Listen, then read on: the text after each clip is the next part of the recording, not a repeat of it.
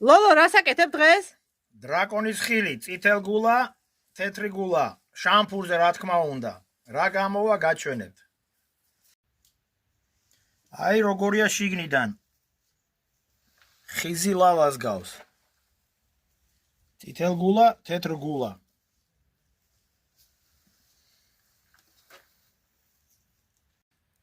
აი დრაკონის ხილიც უკვე თითქმის მზად არის. გემოს გავსინჯავ ცოტა ხანში. აბა, გავსინჯოთ დრაკონის ხილი. როგორ მოძრაობს.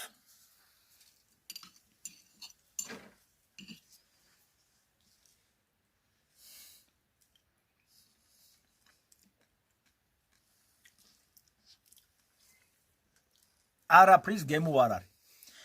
ბამბა შემწვარი შამპურზე. არ შეწვათ დრაკონის ხილი შამპურზე.